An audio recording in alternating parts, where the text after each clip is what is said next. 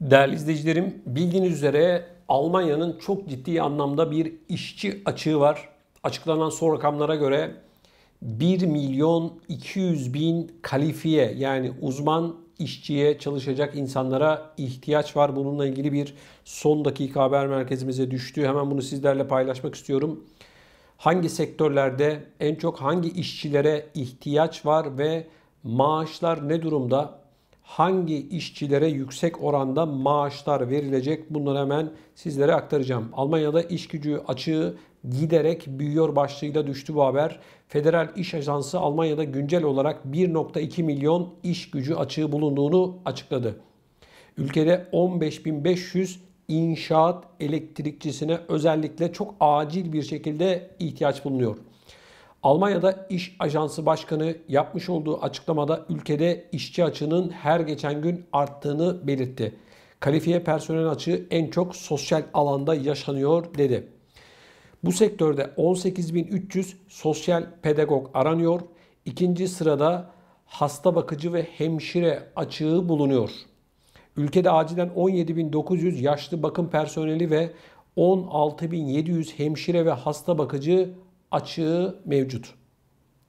Toplam 15 meslekten oluşan listede ayrıca 15.500 inşaat elektrikçisi, 13.200 sıhhi tesisatçı, ısıtma ve havalandırma teknisyenleri ve 6.700 tır ve kamyon şoförü ihtiyacı bulunuyor. Almanya Orta Ölçekli İşletmeler Birliği nitelikli işçi sıkıntısıyla mücadele etmek için yurt dışından daha vasıflı göçmen kalifiye işçi alınması çağrısında bulundu.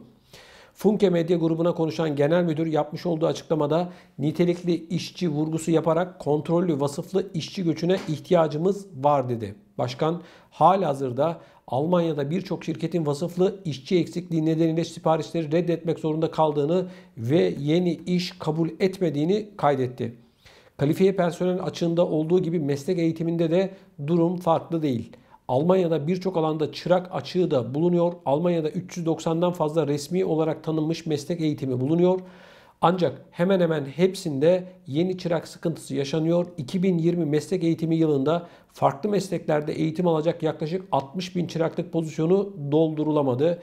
En çok matematik, bilişim, doğa bilimleri ve teknoloji ile sağlık ve bakım sektörü ve ticarette acilen vasıflı işçi ve stajyer sıkıntısı çekiyor deniliyor haberde. Evet değerli izleyicilerimiz, Almanya yaşlı bir nüfus.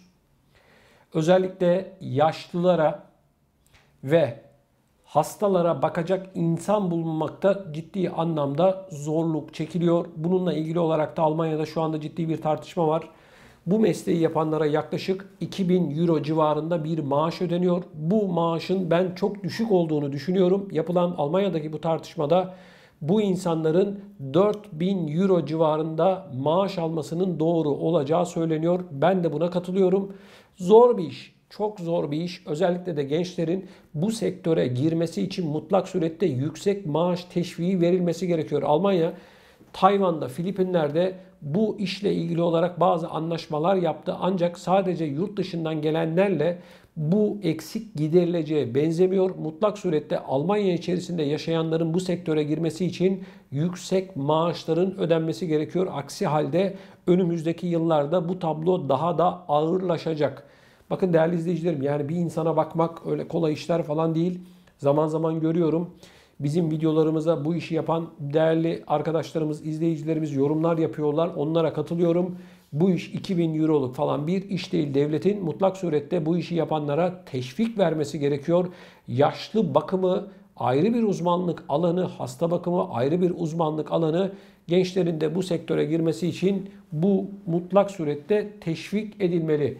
Değerli izleyicilerim, bunun yanı sıra Türkiye'den bizi izleyen çok sayıda vatandaşımız bize Almanya'ya nasıl gelirim diye soruyorlar. Bunlarla ilgili de önümüzdeki günlerde bir video yapacağız. Almanya'da nasıl iş bulunur, Almanya'ya nasıl gelinir, resmi yolları anlatacağız size.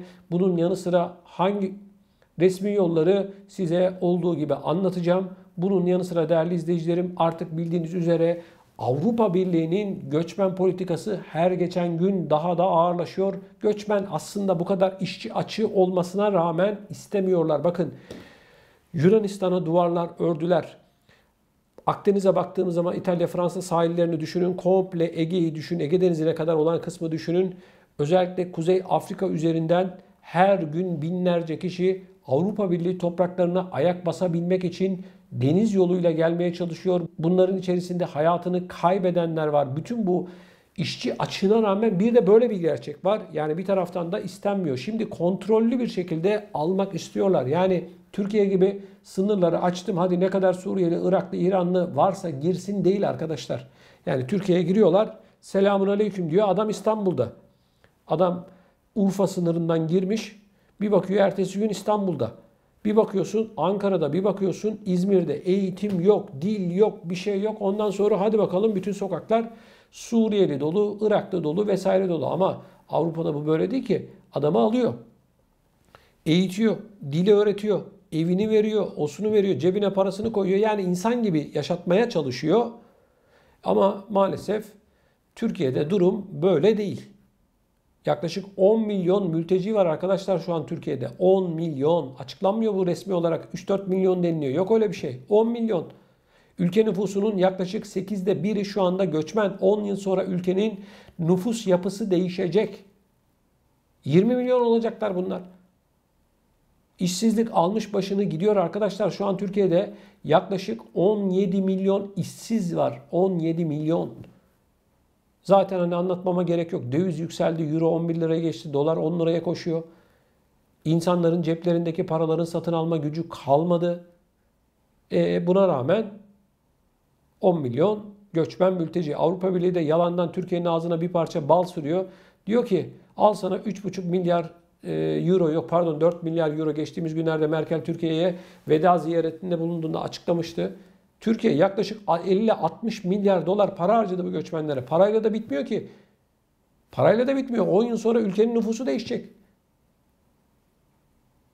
Söze gelince Avrupa Birliği Türkiye çok iyi yapıyor bu konuda, biz tebrik ediyoruz falan. Devamı var mı? Tebriğe falan milletin ihtiyacı yok kardeşim. Milletin cebinde para yok. Karnını zor doyuruyor. Kalkıyorsun tebrik ediyorsun. Türkiye'nin yapacağı belli arkadaşlar. Bu kadar insanı zaten Türkiye'nin ekonomik kapasitesi kaldıramaz. Sosyoloji, psikolojisi kaldıramaz zaten. İnsanlar tepkili. Hani konuşuyoruz burada. Türkiye'den beni izleyenler ne demek istediğimi daha iyi anlıyor. Bizim gençlerimiz diyorlar ki işsiz. Ben Suriyeli'ye, Iraklı'ya, İranlı'ya niye iş vereyim diyor. Haksız mı bu insanlar? Şimdi Türkiye'nin yapması gereken çok basit. Türkiye kapıları açacak. Diyecek ki bu insanlar Türkiye'de durmak istemiyorlar ki gerçek zaten. Bu insanların amacı Türkiye'ye kalmak ya da Türkiye'den bir şekilde burada yaşamak, Türkiye'de yaşamak değil ki. Bunların amacı Avrupa'ya gitmek. Avrupa'ya gelecek. Almanya başta olmak üzere Avrupa'nın zengin ülkelerine gelmek istiyorlar. Diyecek ki Türkiye kapıları açtı. Kardeşim diyecek. Bu insanları Türkiye istemiyorlar. Bunlar Avrupa'ya gelmek istiyorlar. Hangi birini durduralım diyecek. 10 milyon insan. Ondan sonra günde 100 bin kişi Yunan sınırına gitsin bakayım ne oluyor. Ben Yunanistan'ı görürüm o zaman. Ya ateş ederek öldürmeye çalışsalar 100 bin adamı öldürmeye ne silah yeter, ne asker yeter, ne bomba yeter kardeşim. Bu kadar basit. Türkiye açacak, hadi bakalım diyecek. Arkalarından su dökmeyecek ki geriye gelmesinler. Bizim suçumuz, günahımız ne diyecek kardeşim Türkiye? Biz dünyanın göçmen oteli miyiz diyecek. Bu kadar basit. Masaya yumruğunu vuracak. Göçmen politikasını değiştirecek arkadaşlar. Başka yolu yok bu işin. 10 milyon insan, Yunanistan nüfusu kadar insan göçmen Türkiye'de ya. Belçika nüfusu kadar, Avusturya nüfusu kadar göçmen Türkiye'de arkadaşlar. 10 milyon. Avrupa Birliği de 4,5 milyar euro vermiş. Al, paranı da al. Göçmenini de al. Ananı da al. Ne varsa al diyeceksin buna. Yapacak başka bir şey yok. Yani bu göçmenlerle Türkiye'de insanların artık dayanacak gücü falan kalmadı. Türkiye açacak kapıları, ne kadar göçmen mülteci varsa Avrupa'ya gönderecek, arkasından suyu dökmeyecek, geri gelmesinler. Bu kadar basit. Sokaklar, caddeler, her yer arkadaşlar. Bizde zaten 17 milyon işsiz var Türkiye'de. Bu insanlara iş bulamıyorlar, bir de göçmenlere mi iş bulacaklar? Devlet aslında kendi ayağına sıkıyor. Ya devlet kendi vatandaşına iş bulamazken göçmenine nasıl iş bulacak ya? Devlet işini zorlaştırıyor. Bak anlatıyorum, formül bu. Başka formül yok. Türkiye'nin Avrupa Birliği'ne girmesinin formülü de bu. Açacak kapıları, hadi bakalım diyecek bunları. Avrupa Birliği koşarak. Merkel emekli olmaktan vazgeçer. Bak vallahi Merkel ben emekli olmuyorum der. Aman Türkiye'ye canım diyecek, ciğerim diyecek. Gel sana vize serbestliği verelim. İleriki zamanda seni Avrupa Birliği'ne üye yapalım diyecek. Bak başka formül yok. Bu yol açılacak.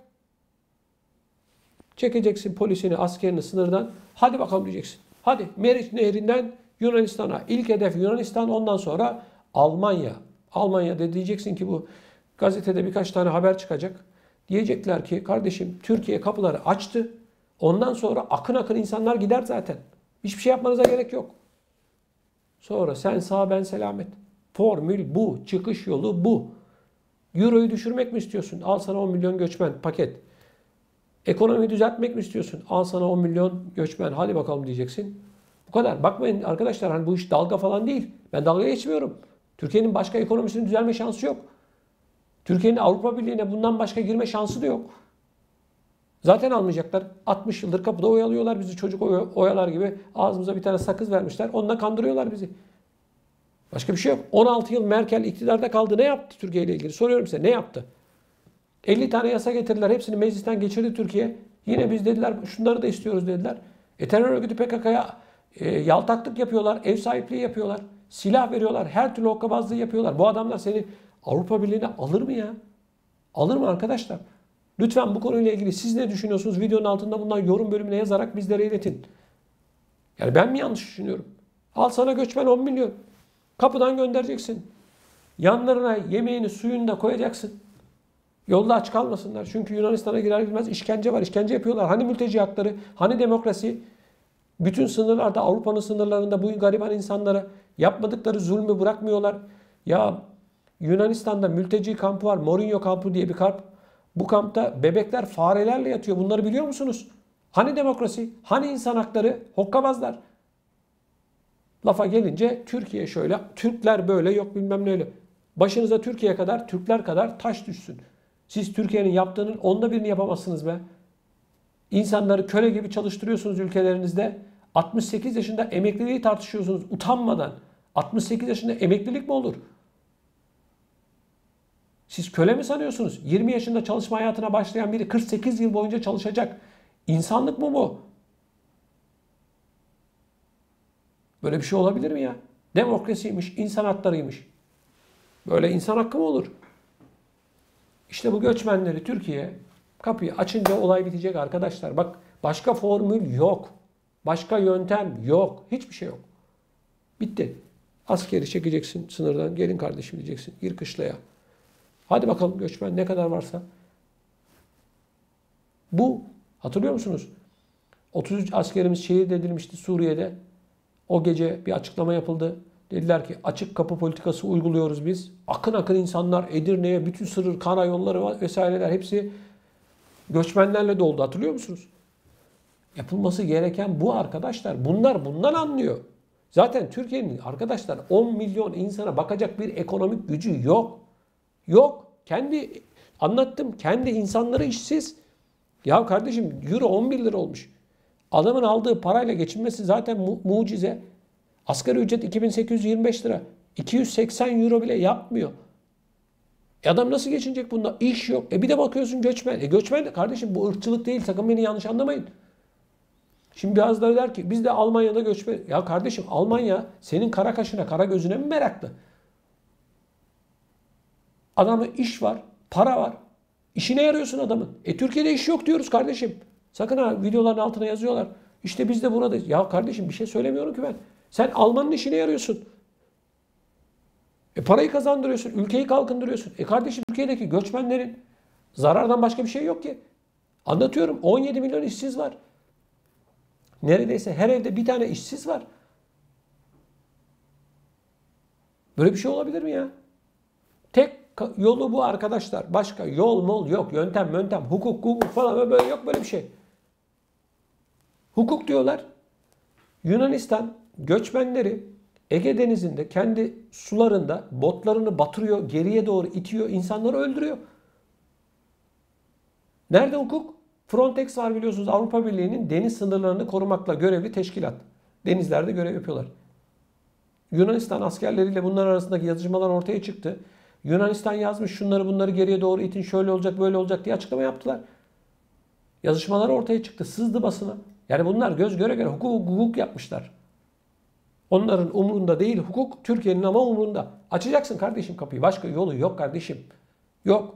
10 milyon mülteciye, göçmene Türkiye nasıl baksın?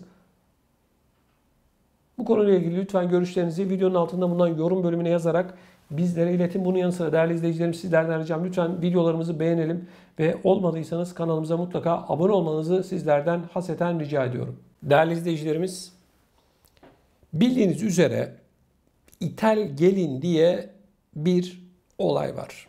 Yurt dışında yaşayan vatandaşlarımızın Türkiye'de evlenmiş olduğu hanımları özellikle Avrupa'ya getirmeleri olayına ithal gelin deniliyor. İthal gelinler deniliyor. Ben bu deyime katılmıyorum. Yanlış buluyorum ama şimdi ben geçtiğimiz günlerde Fransa'da bu konuyla ilgili bir haberi paylaştım. Biliyorsunuz Fransa'da başka bir ülkeden gelip işte bir Fransız vatandaşıyla evlenirsen o ülkedeki oturum hakkın senin kocana bağlı oluyor. Eşine bağlı oluyor. İlk defa bir mahkeme karar aldı. Bir kadına eşinden bağımsız olarak Fransa'da oturmaya devam edebileceği hakkı verildi. Yani eşiyle ayrılma noktasına geldi. Hatta kocası onu dövmüş, şiddet uygulamış. Mahkemeye de daha önce gidip şikayetçi olmamış. Mahkeme daha önce şikayetçi olmamasına rağmen kendisine böyle bir hak verdi. Ve bu arada ben anlattım. Dedim ki bu ithal gelinler, aman bakın kültür farkı var. Avrupa'da yetişen biriyle Türkiye'de yetişen biri aynı kültür değil, aynı insan değil. Birbiriyle uyumlu olması zor oluyor. Bu ve benzeri konularda özellikle anne babalara seslendim. Aman dikkat edin. Yani klasik bir deyim var. Aman bizim Türkiye'mizden olsun, şöyle olsun, böyle olsun. Arkadaşlar bu devir bitti artık. Kültür farkı diye bir durum var. Artık bunu bilmemiz, görmemiz gerekiyor. Yani Türkiye'den alınan kız çocuklarına da, kızlara da yazık, erkeklere de yazık. Özellikle anne babalar eğer bu durum üzerinde etkiliyse onlara söylüyorum. Çok çok dikkat edin. Şimdi bu ve benzeri olaylarla ilgili bir sürü ben bu haberi yaptıktan sonra, anlattıktan sonra yorum geldi. Bizim özellikle Facebook sayfamız üzerinden vatandaşlarımız bize ulaştılar. Instagram üzerinden ulaşanlar vesaire. Şimdi ben bu ve benzeri olayları şöyle bir internette baktım ve enteresan bir haber buldum. Bunu da sizinle paylaşmak istedim. Paylaşmamın gerekçesi ise şu arkadaşlar. Yani insanların başına neler geliyor ve insanlar ne tür mağduriyetler yaşıyor. Hem erkek hem kadın için söylüyorum bunu. Yani Türkiye'de bazı insanlar, hepsi için söylemiyorum, aman bu Almancı, aman Avrupa'da yaşıyor, bunda para var deyip kızlarının vebaline giriyorlar. Avrupa'ya geldiğinde o kız öyle görüldüğü gibi son model altındaki Mercedes'le işte Türkiye'de harcadığı para gibi bir durumun olmadığını Avrupa'ya gelince anlıyor. Öyle hikayeler duyuyoruz ki yani içler acısı. Milletin çoluk çocuğunu, kızını ya da oğlunu yakmayın kardeşim. Şimdi bakın geçtiğimiz dönemlerde meydana gelen bir haber. Bu haberi de ibret olsun diye anlatıyorum. Yani yapmayın diye anlatıyorum. Bakın İsviçre'de Oktay Elkıran adlı bir vatandaşımız evlenmeye karar veriyor. Kayseri'den Şemsi Demir adlı bir hanımefendiyle evlenme kararı alıyorlar. Bakın ondan sonra neler oluyor? Ben böyle bir olay ne gördüm ne de duydum. Böyle bir olayı bakın siz de çok şaşıracaksınız. İsviçre'de çalışan 28 yaşındaki Oktay Elkıran 6 yıl önce bir yakını aracılığıyla memleketi Kayseri'de yaşayan Şemsi Demir'i istemeye gitti. Kızlarını vermeyi kabul eden aile Oktay Elkıran'dan bakın ne istiyor? Ve ne söylüyorlar? Diyorlar ki sen Almancısın, sana dokunmaz diyerek 100 etek, 100 gömlek, 20 takım elbise ve 20 bin lira para istiyor. Bak tekrar ediyorum, yanlışlık yok söylediklerimde bakın. 100 etek, 100 gömlek, 20 takım elbise ve 20 bin lira. Yani bunu duyunca kaç kardeşim kaç? 100 tane eteği ne yapacaksın? 100 tane gömleği ne yapacaksın? 20 tane takım elbiseyi ne yapacaksın? 20 bin lira. Bu ne kardeşim? Satıyor musunuz siz? Esnaf mısınız? Sen bunu duyunca devam etmiş bakın. Ailenin isteğini yerine getiren Oktay Elkıran 40 bin liralıkta bir takı alıyor. Düğünün ardından enteresan olaylar meydana geliyor. Düğün yapılıyor, millet göbeğini atıyor. Oktay Elkıran paraları saçıyor.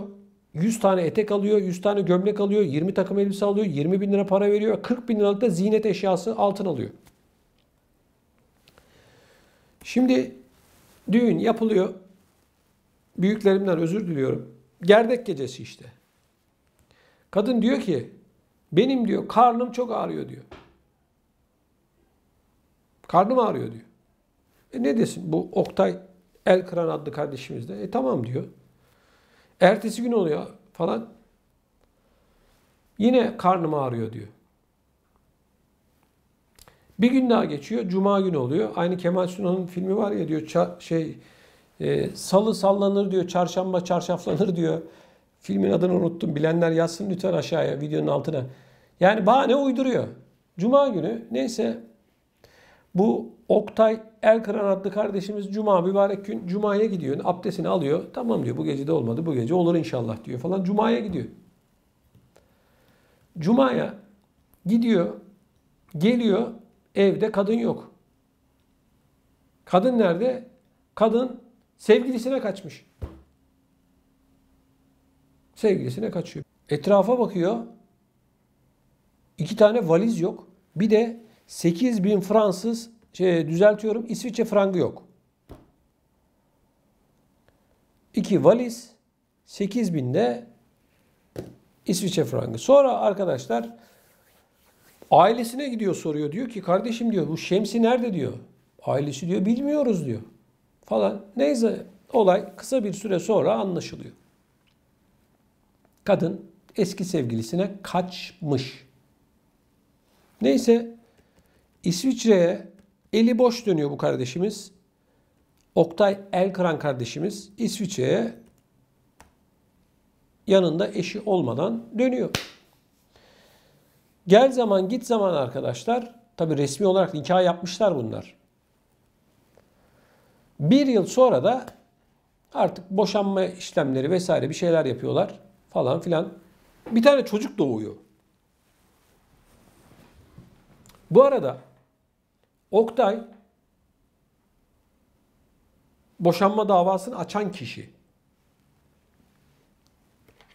Bu kaçma işinden bir yıl sonra da davayı açıyorlar. Bugün yarın olur yok buluruz yok ederiz falan diye. Neyse dava görülüyor. Boşanma kararı mahkeme tarafından veriliyor. Ardından mahkeme kadının Oktay'a 10 bin lira tazminat ödemesine karar veriyor. Sonra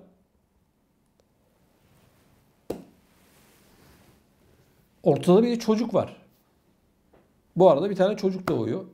Kadın tekrar mahkemeye diyor ki benim çocuğumun babası Oktay diyor. Şimdi bunlar gerdeğe giremediler. Bunlar az önce anlattım. Yani adamın eli eline değmemiş. Anlattığı bu. Diyor ki ya kardeşim diyor. Ben diyor seninle herhangi bir münasebetim olmadı ki diyor. Bu çocuk benim değil diyor. Ailesi soruyor bu Oktay diyor bak. Hani olur da hatırlamıyorsun falan. Adam yemin billahi diyor. Ya kardeşim diyor ben kendimi biliyorum diyor. Sonra DNA testi isteniyor. Çocuk kimden çıkıyor? Hadi buyurun. Çocuk kadının kaçmış olduğu sevgilisinden çıkıyor. Babası o. Kadın bir de utanmadan, sıkılmadan gidiyor mahkemeye diyor ki çocuğum için tazminat istiyorum çünkü babası Oktay diyor. Ya adam da diyor ki lan gerdeğe girmedik diyor. Ne çocuğu diyor. Kadın o kadar da belli ki yani bilmiyor ki DNA testi istendiğinde kan örneğinden çıkacak zaten. Hem evleniyor hem gerdeğe girmiyor hem de enteresan arkadaşlar ben şuraya takıldım. Ben 100 etek, 100 gömlek, 20 takım elbise 20 bin lirada kaldım. Bak adam kaçıyor, hani hep duyuyoruz, televizyonlarda görüyoruz. İşte aldatıyor falan, bunları duyuyoruz. Tamam, hadi alıştık diyelim bunlara. 100 tane etek, 100 tane gömlek, 20 tane takım elbise, 20 bin lirada para.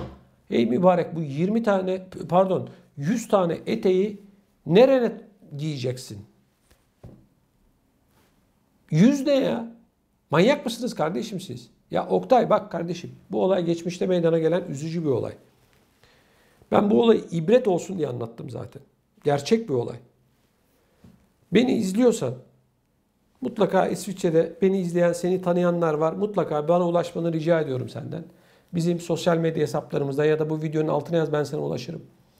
Bak, ya da bize WhatsApp hattından ulaş. Bak, bizim kanalımızın WhatsApp hattını veriyorum sana. +90 546 102 41 42 WhatsApp hattı bu. WhatsApp'tan yazabilirsin sadece buraya. Lütfen buraya yaz. Ben Oktay de. Bak, ben bu olayı seninle konuşmak istiyorum kardeşim. İbret olsun diye, insanlar dikkat etsinler diye. Bu ve benzeri hatalar yapmasınlar diye. Bak. Lütfen sana rica ediyorum, bana ulaş. Ya da Oktay'ı tanıyanlar varsa lütfen ulaşsınlar. Mutlaka İsviçre'den bizi izleyen vatandaşlarımız kendisini mutlaka tanıyorlardır. Çünkü çok şükür bizim yaptığımız her haberle ilgili birileri tanıyorlar, birileri ulaşıyorlar bize. Oktay, seni bekliyoruz kardeşim bak. 100 tane etek, 100 tane gömlek, 20 takım elbiseyi duyduğunda ne hissettin? Sonra sen bu kadına herhangi bir şekilde bir münasebetin olmadı. Çocuğu duyduğunda ne hissettin? Kendinden şüphelendin mi? Bak, bunu da çok merak ediyorum. Cuma'ya gitmiş ya, Cuma günü Oktay. Sonra almış bu kadın paraları ve 8 bin İsviçre frangını ve 3 bavul giyeceği. O gün ne hissetsin? Aslında bana soracak olursanız Oktay çok şanslı. Gerçekten çok şanslı. Niye biliyor musunuz? Böyle bir kadınla evlenseydi, gerçekten kendi çocuğu falan olsaydı, Oktay'ın ömrünün bundan sonraki kalan kısmı ızdıraplı geçerdi. Sorunlu geçerdi. Bu kadından yakayı kurtaramazdı. Allah kimsenin başına vermesin böyle bir tane hokkabazı. Allah kimsenin başına vermesin. Ben bu haberi +33'te şu anda okuyorum. Yani haber bu, iddia bu. Ben anlamam. Ben haberi paylaştım. Ama Oktay, bize ulaş kardeşim. Bak, ben olayla ilgili çok merak ediyorum. Yani siz ne düşünüyorsunuz arkadaşlar? Sizin de lütfen görüşlerinizi videonun altına yazmanızı rica ediyorum. 100 etek, 100 gömlek, 20 takım elbise, bak. Olay bu. Ya ne yapacaksınız kardeşim? Siz manyak mısınız? 100 tane etek ne ya? 100 tane gömlek ne kardeşim? 20 takım elbise ne? Ya Oktay, sen bu kadar şeyi niye alıyorsun be kardeşim ya? Yani sokakta mı kaldın be kardeşim be? 100 tane eteği ne yapacak diye sormadın mı sen ya? Ne yapacağım? Mağaza mı açıyorlar? Gidelim. Türkiye'deki en baba mağazaya vallahi billahi 100 tane etek çıkmaz mağazadan ya. 100 tane etek çıkmaz. Dükkan mı açıyorlar kardeşim? Ne yapıyorlar? Arkadaşlar, sözün özü şu. Aman siz olun. Yani bunlara dikkat edin. Yok onun tanıdığıydı, şununla evlen, yok bilmem ne yap falan. Yapmayın böyle şeyler. Kültür farkı var. Tanımıyorsun. Bak, hokkabaz çıktılar. Ne oldu? Paran gitti. Psikolojin bozuldu. Az kalsın çocuğun oluyordu. Az kalsın. Allah seni korumuş kardeşim bak. Allah seni korumuş. Allah gerçekten seni korumuş. Düşünsene. Böyle bir tane karın var abi. Hokkabaz. 100 tane eteği var. Sen o 100 tane eteği evde bir yere koymak için, bak Oktay, senin böyle 3-4 tane duvarı dolapla falan kaplaman lazım herhalde kardeşim. 100 etek, 100 bir de gömlek. Ya sormadım Oktay. Gerçekten çok merak ediyorum arkadaşlar. Siz de lütfen görüşlerinizi videonun altına yazın. Eğer bu yayınımızı da beğendiyseniz mutlaka surette videonun altında bulunan yorum bölümüne yazarak, evet değerli izleyicilerim, sizlerden ricam lütfen bu konuyla ilgili görüşlerinizi paylaşın. Bunun yanı sıra eğer bu videomuzu da beğendiyseniz mutlaka videonun altında bulunan yorum bölümüne, evet değerli izleyicilerim, güler misin, ağlar mısın dedirtecek bir olay. Lütfen görüşlerinizi videonun altında bulunan yorum bölümüne yazarak bizlere iletin. Değerli izleyicilerim, sizden bir başka ricam ise lütfen bu videomuzu beğenin ve kanalımıza abone olun. Daha fazla insana ulaşmamız için bu bizim için çok çok önemli. Bana anlayış göstereceğinize inanıyorum.